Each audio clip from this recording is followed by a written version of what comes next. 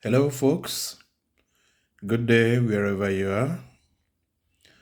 Thank you once again for your calls, for your responses so far to this new series by me, Dr. Godswill Oki, Communication Moments. It has been a wonderful experience, and I've enjoyed all the responses, your suggestions, and advice, and we shall continue to improve. But more importantly, is we are providing needs to people, and for your answer, for your calls, which you've done severally to me personally, I believe I've been able to provide those answers. Today, like we suggested, we will be looking at perception in communication. Perception in communication. It is quite important because at the end of the day, the effectiveness of our communication in an organization is determined by how we perceive that communication itself, how we perceive the reasons for that communication, or the person of that communication, or the policy, whatever it may be that necessitated that communication. It is important because without it, communication really will not be effective. It will not, it may not achieve what you want it to achieve. The way one is perceived, the way one perceives, influences how the communication will be received at the end of the day. Perception relates a lot to our mind. It relates to our senses and it relates to our experiences. Actually, what we are talking about may be situated within the psychology realm, but they impact on our communicative abilities. Those things which make up our person, those things that determine whom we are, and they deal with, it could be our background, they influence how we see things, the way we were raised, the environment we were raised, the impact on the way we see things. And they go further to influence both the communicator and the communicant, or the communicatee, as may be the case, that is the recipient. How we perceive things will influence how we communicate, and it will also influence and impact on the person we are communicating with, or the group of persons we are communicating with. How will they receive the information? Recall that they also are influenced by their perception of things. And ordinarily, whatever we are communicating, will be sieved or sifted through their perceptive abilities to determine how they will interpret that communication. We can define perception as how we gather, how we select, organize, interpret, analyze, and use information around us. There are definitely certain information we want around us in an organization. Unless one is a lazy worker, definitely you should want to know everything about what takes place in an organization. But then how we select this information, especially when it tends towards rumors and gossip, is something of import to our perception. Depending on our background, there are certain things we may not necessarily want to hear or be associated with. And then how we organize such and we use them. And, there are things you consider because of the way your perception that these things are not necessary. And you throw them into the garbage of your memory. And some others you want to sift and draw closer to you. Its perception deals essentially, I think, with this with four selective processes. And these are selective exposure, we are exposed to the information that we want to be exposed to. For those who love gossip is quite maybe just interesting to them, but serious-minded ones will not be carried away by such. So there's selective exposure, there's selective attention.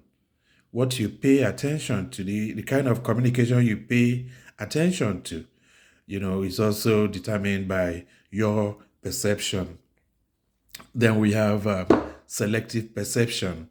There you're able to sift through that particular information that you have selectively drawn closer to yourself. And then we have selective retention. This is also important because as a result of perception, we are able to keep certain information, and other information we throw them by the side and we do not consider them important. So we may say that for perception, it deals with selection, and then it deals with organization, the organization of this information or communication you have received.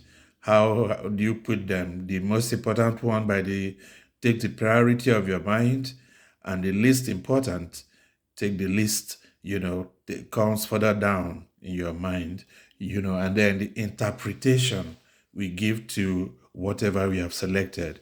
Interpretation to me is quite important because how we interpret the message will determine how we use the message or how we respond to that message. Let's assume that our interpretation is friendly for whatever point of view the information is coming from. We will open up our minds and receive that communication and interpret it and respond to it in a positive manner. But if our interpretation is otherwise, if our interpretation is hostile, definitely the way we respond to that will also be conversely different. So interpretation is quite important.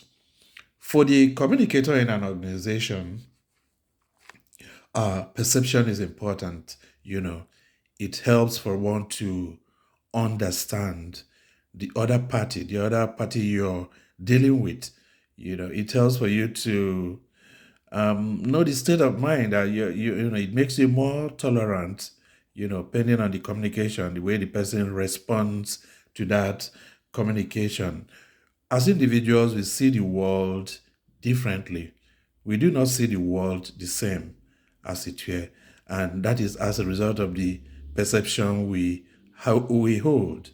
So, therefore, for instance, a superior officer should, through perception, be much more, may I say, friendly or tolerant to that junior officer who may not be responding to your communications or to your instructions.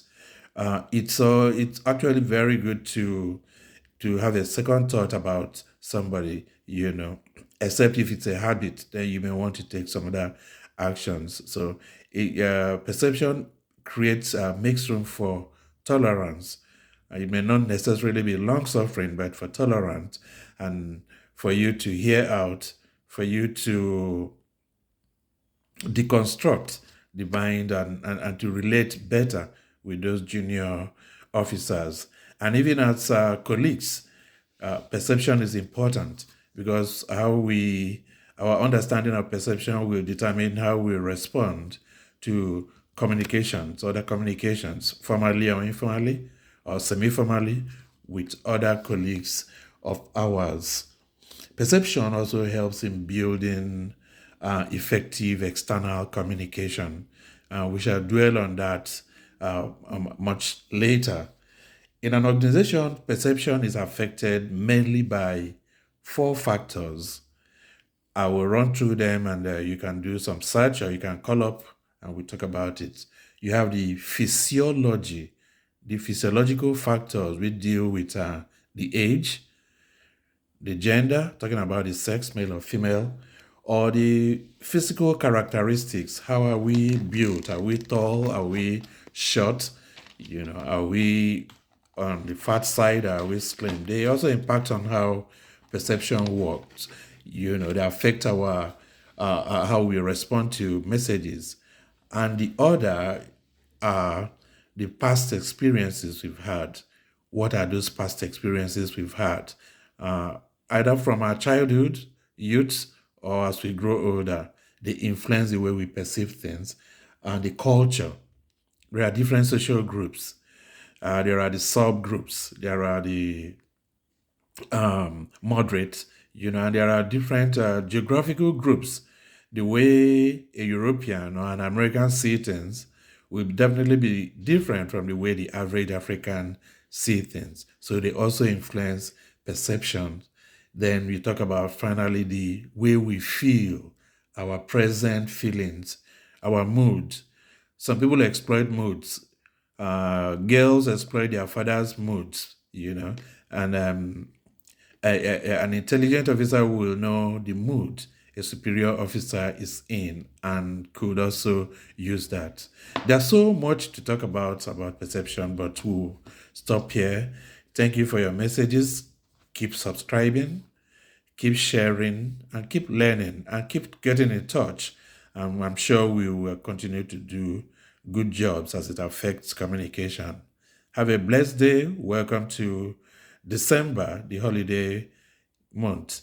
We wish you well, and we'll talk more about it in our next series. Thank you, and God bless.